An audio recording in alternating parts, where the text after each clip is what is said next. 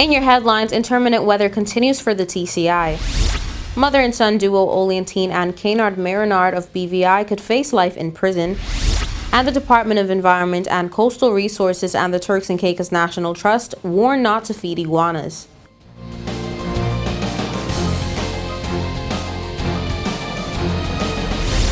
From the PTV Broadcasting Headquarters in Providencial is your number one source for news. I'm Erica Pinales, delivering the latest from across the country this Friday, May 13th, 2022, right to your door. Newswatch starts now.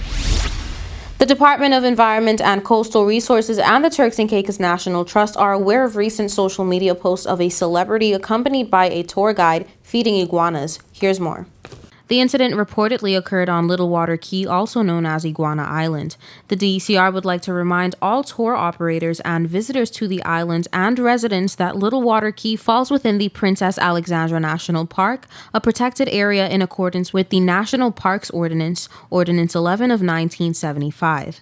As per Regulation 31C of the aforementioned ordinance, the following is prohibited within all national parks: the destruction of, or damage or injury to any plant or animal, and as per Regulation 13.2, a person contravening any other provision of these regulations that imposes a duty of compliance commits an offense and is liable on summary conviction to a fine of $5,000 or a term of imprisonment or both.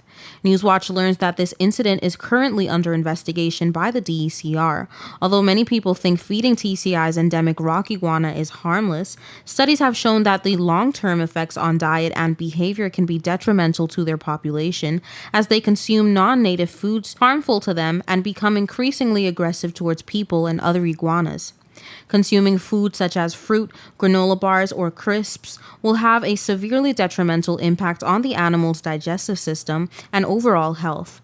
Feeding wildlife also compromises their ability to forage for their own food as they become dependent on humans for their food source. Simon Busuttil, biosecurity advisor for the TCI Iguana Partnership, said, quote, "Naturally, rock iguanas eat fruit, flowers, buds, and leaves from trees and bushes. They love sea grapes, but you can often see them ignoring hundreds of nice, ripe sea grapes on the ground. This is because if they eat food off the ground, they ingest the sand which is stuck to the fruit. They can't digest this, and it fills up their stomach until it kills them. Tour guides mean well, but they are slowly killing iguanas when they throw food onto the ground for iguanas." He continued, "Research has shown that increasingly tourists choose their vacation destination based on having a natural experience and knowing that their vacation is sustainable. Killing the iguanas through feeding is not sustainable, and visitors are increasingly understanding that feeding is not a good thing to do. Feeding the iguanas spoils their experience. It's not necessary." End quote. This, as we learn, will have a greater impact on the immediate ecosystem as the rock iguana feces serves an important ecosystem service by dispersing seeds, thus supporting biodiversity of indigenous plants, insects, and other animals. Incidents in the Bahamas such as these have led to skewers used in feeding puncturing the side of the animal. This is a direct result of illegal iguana feeding. So what should you do if you see an iguana? Here is the iguana-friendly code of conduct. Do not feed the iguanas. Feeding can harm them. Follow the trails and signs on site and stay on pathways and boardwalks. Avoid walking on iguana burrows and crushing their eggs. Do not harass or chase the iguanas and keep noise to a minimum. The trust says that they know that stress causes them to live shorter lives. Keep your distance. They are wild animals which can bite and cause nasty infections. Reduce the risk of fire by not smoking or setting fires, which is illegal under the National Parks Ordinance. Take your trash away with you. Litter attracts rats, which destroy iguana eggs. No dogs or cats are allowed because they can kill iguanas. The DECR and the Turks and Caicos National Trust ask for help in protecting our unique fauna and flora. Follow Rocky the Iguana on Instagram for more information on how to protect our indigenous rock iguana and report any sightings of the invasive green iguana via WhatsApp on 1649-344-8296. The inaugural Nursing and Midwifery Conference was held on May 11th, 2022. Take a look. Under the theme, Nurses, a Voice to Lead, Invest in Nursing and Respect Rights to Secure Global Health, the first ever Nurses Conference was held at the Atrium. Today marks the beginning of our first annual Nursing and Nurses Aid Conference to celebrate or commemorate Nurses Week 2022. Sutton explained to Newswatch that the idea of a nurse conference occurred when she realized that one had never been done in the Turks and Caicos Islands, and that this one would be a great opportunity for nurses to network and be heard. In December of 2021, we began planning for this day. Now, in 2020, we celebrated the year of the nurse and midwife, and we were all set to have a grand celebration. Unfortunately, COVID came around that time, and so we had to postpone our event. Well, that gave us the opportunity to have this grand conference today, and we are under the theme, Nurses, a Voice to Lead, Respect the Rights of Nurses, and Secure Global Health. Newswatch also learned that Honorable Jamal Robinson was also present at the conference, where he said, quote, "Today, as we celebrate National Nurses Week, I, along with those gathered here today, wish to express our profound thanks to nurses all over the world, but especially to the nurses that care for our patients here in the Turks and Caicos Islands." End quote. The nurses expressed to be very pleased at the outcome of the conference, saying that it's everything they imagined. We are so privileged. We feel really privileged as nurses to not only show that we care for our patients in the hospital and the clinic setting, but that we are also able to come together as a profession to share ideas, to learn from one another, and to really demonstrate our love for our profession as nurses. Sutton revealed that she's gotten great feedback from nurses and student nurses who were also present at the conference, and that the fact that they were coming in numbers speaks volumes. I believe they are all, and they have expressed that they are excited to be here, and the fact that they are coming in numbers, yes, I think attests to the fact that they are happy to have this occasion where they can not just learn or be reminded of what they know, but they can network with their colleagues. They can just share with one another and you know, just have a break from being isolated in their own facility and come and mingle with their other colleagues from other healthcare facilities. Finally, Sutton ended with Thanksgiving. This is an opportunity not just for us as nurses to celebrate our profession, but it's a time for the public to also celebrate us as nurses. We want to thank our families. We want to thank our supervisors. We want to thank the Ministry of Health, the Minister, the Permanent Secretary, Mrs. Desiree Lewis, who would have been here today, but she had another engagement. We want to thank our Chief Medical Officer. They all support us in our work and even also in our activities such as these that we carry forward for the community in general. And all of the managers, Mrs. Dr. Denise Brathwaite, who, although she's not here, is very much aware of what is happening and supports us in our efforts to really celebrate nursing here in the Turks and Caicos Islands. Don't go anywhere. More Newswatch when we return.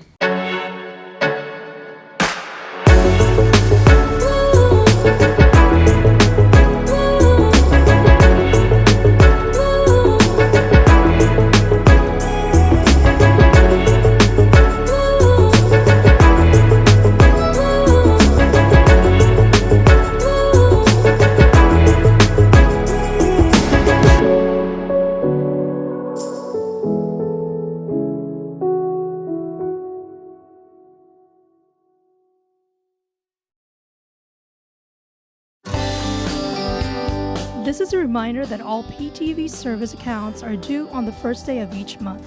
Accounts should be brought up to date by the 28th of the month to avoid disruption in service. Payments may be made on our office at Stubbs Diamond Plaza, Providenciales, Mides Plaza, North Caicos, and Airport Road in South Caicos. Payments may also be made online using Scotiabank, CIBC First Caribbean Bank, and Royal Bank of Canada. Please allow 3 business days for online payments to be processed. We thank you for your cooperation.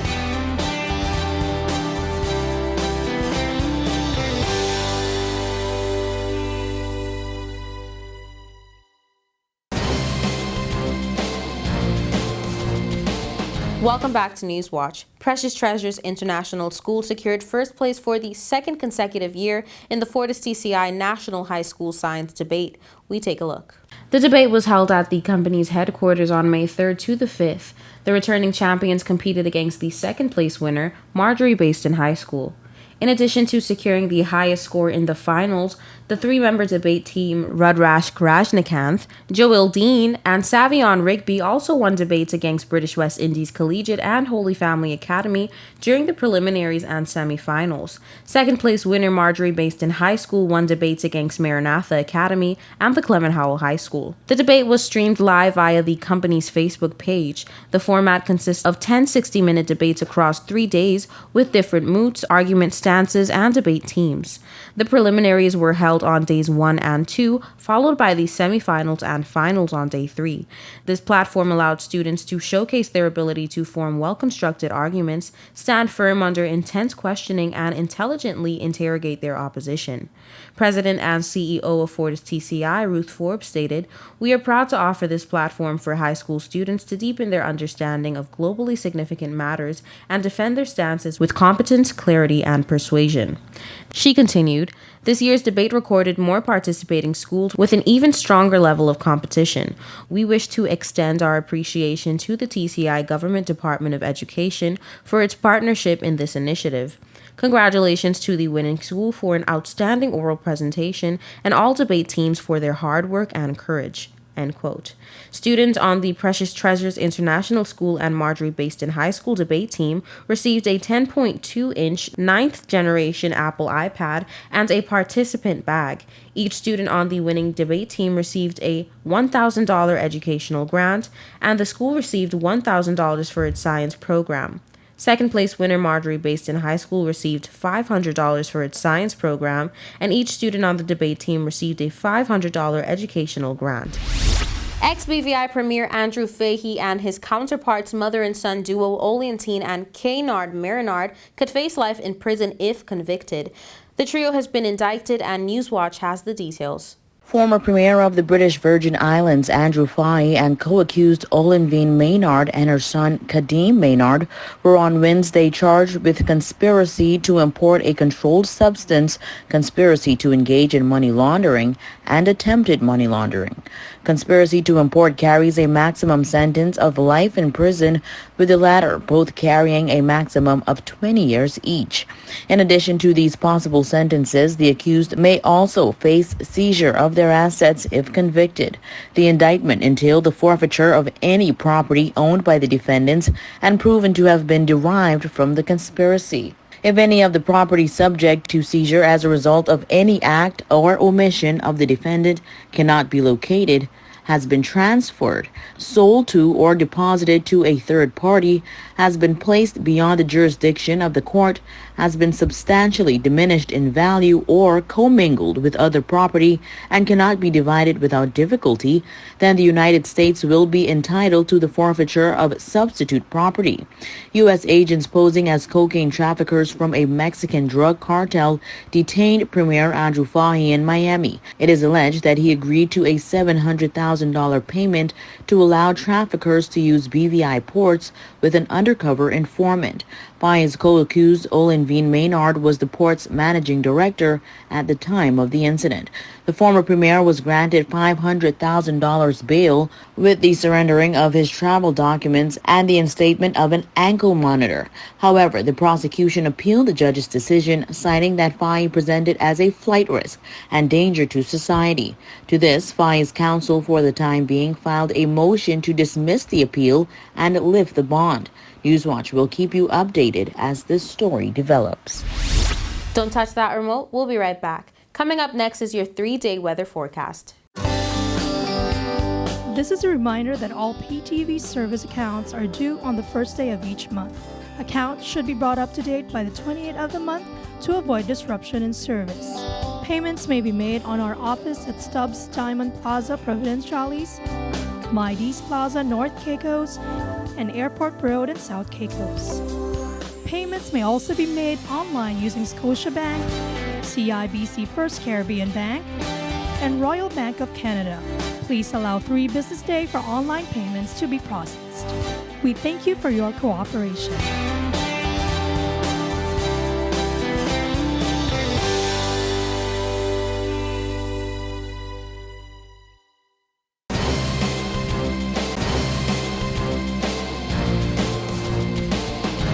Welcome back to Newswatch. Intermittent weather continues for the TCI and the Bahamas as we near the opening of the 2022 Hurricane Atlantic season.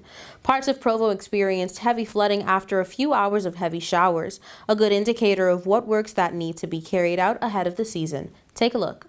After a mini drought here in the TCI, it seems rainy weather has officially kicked in. It has been a wet and cool few days for the country, specifically Provo, which has felt the effects of a small system and cold front that formed off the Bahamas, just weeks ahead of the onset of the 2022 Atlantic hurricane season. By now, officials have hopefully began their checks and balances when it comes to the updating, upgrading, and infrastructure of this year's preparedness plan works, which includes a look at the country's drainage system. Parts of Provo developed a few inches of water due to just hours of heavy rain, which began around noon on Thursday and subsided around 3 p.m., which indicated one of two things, or both. Either that all drainage systems have yet to be placed, or that all drainage systems have yet to be cleaned. While the Grace Bay area saw a significant amount of flooding from that onset of rain, Newswatch will say it took a mere hour for the road to become almost clear of the water that had settled. However, with this being a hot spot for walking and cycling tourists, officials may want to take a closer look at the systems in that area as well as some parts of downtown ahead of June 1st, which is said to lead another above-average season, forecasting at least 19 named storms and 9 hurricanes, 4 of which predicted to be a Category 3 or higher. Here is your 3-day weather forecast. For the nation's capital, Grand Turk, on Saturday, mostly cloudy skies, high 82, low 77, winds east-southeast at 20 to 30 miles per hour. On Sunday, mostly cloudy skies, high 82, low 78, winds east-southeast at 20 to 30 miles per hour. On Monday, mostly cloudy skies, high 83, low 78, winds east-southeast at 15 to 25 miles per hour.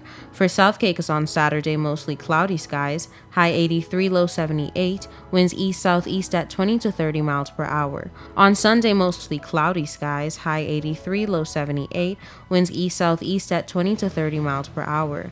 On Monday, partly cloudy skies, high 83, low 78, winds east-southeast at 15 to 25 miles per hour. For North and Middle Caicos on Saturday, mostly cloudy skies, high 83, low 77, winds east-southeast at 15 to 25 miles per hour. On Sunday, mostly cloudy skies, high 84, low 77, winds east-southeast at 15 to 25 miles per hour. On Monday, mostly cloudy skies, high 84, low 78, winds southeast at 15 to 25 miles per hour. For Parrot and Pine Key on Saturday, mostly cloudy skies, high 83, low 78, winds east-southeast at 20 to 30 miles per hour. On Sunday, mostly cloudy skies, high 83, low 76, winds east-southeast at 20 to 30 miles per hour. On Monday, partly cloudy skies, high 83, low 78, winds east-southeast at 15 to 25 miles per hour. And on Providenciales on Saturday, mostly cloudy skies, high 83, low 78, winds east-southeast at 20 to 30 miles per hour. On Sunday, mostly cloudy skies, high 83, low 78, winds east-southeast at 20 to 30 miles per hour. And on Monday, partly cloudy skies, high 83, low 78, winds east-southeast at 15 to 25 miles per hour. Now for your sunrise and sunset: sunrise 6:12 a.m., sunset 7:21 p.m., and for your high tides and low tides: high tides 6:42 a.m., 7:08 p.m., and low tides 12:41 a.m., 12:44 p.m. And that's it for your weather forecast. We'll be right back with more Newswatch.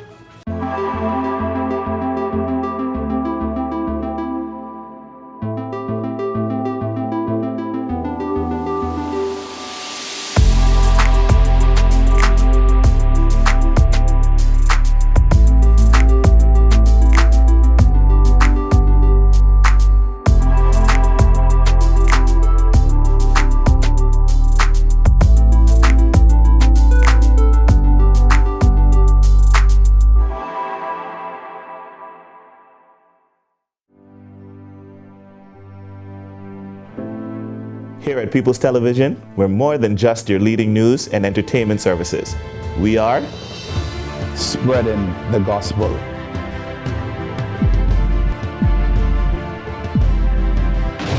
We are breaking barriers. We are preserving the culture. Each one, teach one. We are committed to excellence. We're creating change. We are creating memories. We are the future. I am PTV. I am PTV. I am PTV. I am PTV. We are PTV. We are continuing the legacy. We are PTV.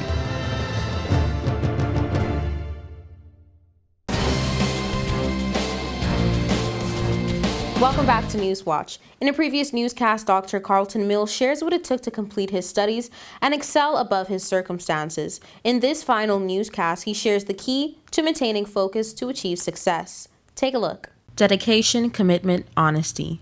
The 3 habits Dr. Mill abides by every day, which he owes his success to. I think it's the whole question of being dedicated. First of all, to having a vision, knowing where you want to go. I am from, I think it's 4th form. I recall in high school saying that, not even understanding what the term doctorate means. I think there was someone who came from the, at that time it was Pearson High School in South Caicos. Someone came from the Adventist organization to talk to us, and they introduced the person as Dr. So-and-so. And I said, I want to get a doctorate. And from 4th form in high school, that was my focus. So I think my success thing comes through primarily having a focus from an early age. And despite, like I said, I had curveballs all through my life, even when I went to do my master's, even when I went to do my doctorate. But you were able to get around each one. It wasn't easy, right? But I never lost sight of what I wanted. Mills knew from an early age who he wanted to be and what he wanted to dedicate his years to doing, which was being an inspiration to his peers and young people. Going back on what I said earlier, wanting to help lift other students, children out of their current situation, I felt that if I didn't get to a position where I could say to students, look, you have a role model here, a role model in the sense that this young man came from the same environment that you came from. This young man's mother worked along with your parents at the fishing plant. So you have no excuses. If I can make it, basically what I'm trying to say, I wanted students to see me as a role model. And I think it's because of that whole idea of being that positive figure for young people. Although maintaining focus was far from an easy task, Mills explains that the desire to help the people around him was the push he needed to never lose sight. It was difficult. Sometimes you felt like giving up. I remember when I went to Sheffield to do my doctorate, and they gave you an opportunity with the first assignment and the only opportunity that you could submit, because you were new students, you could submit a draft of the assignments, and it was critique. And the critique I got from my lecturer almost caused me to give up, because I felt that I was not capable of doing it, right? But he said to me at the end of the conversation, this is just for your good. He said, now go and restructure this. You have information here that is relevant, that is important. And I think that gave me the drive and the inspiration. Because I was about to call the airline and rebook my ticket, because I felt insulted, I felt embarrassed. Then I went into my room and I sat down and I said, refocus, remember, what is it from 4th form? That has been my guiding light. What is this from 4th form in high school?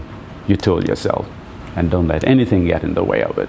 Touching on another one of Dr. Mills' titles, that of a historian, Mills shockingly admitted that he doesn't quite consider himself a historian just as yet. I've written quite a number of articles on our local history. I'm researching daily our local history. My wife and I have a book that's out now called Our Heritage, Our History. It's written mainly for students in primary and high school, and mainly for our teachers, because the significant number of our teachers are not from the Turks and Caicos, and many people talk about that they can't find anything on the Turks and Caicos. So that book is available on Amazon now, and hopefully by the end of this month we'll have copies available at Pentecostal Bookshop, and also at Mr. Clear Bookstop. I keep forgetting the name of it. Right, New Age Bookshop. He revealed that writing the book was a lot of work. However, it would not have been made possible without the help of one person. But I thank God for a beautiful wife who is my support, and both of us have written the book. And I think it's going to enlighten a number of people. All right, and I'm now working on another book on the political history of the Turks and Caicos from the 1950s up to 1976, because a number of people are concerned mostly from 1976 onwards. We've forgotten about those days of the Paul Higgs and the Gustavus Lightbone and the Emmanuel Hall and the Harold Robinson, and those individuals who paved the way for us to be where we are today, who paved the way for us to get our first constitution in 1962. Actually, it's 1959, but it really came into being in 1962. And it's not 1976, as most people tend to think. So there's a lot about our history. And until I'm able to maybe write 4 or 5 more books, I'll consider myself as a historian. Finally, listen closely for Dr. Mills' wise words of advice. One simple sentence. You're going to have curveballs thrown at you. You're going to have blocks placed in your way. And many instances, it might be your own people putting blocks in your way. You may have to make detours. You may have a 10-year goal, but it may take 15 or 20 years.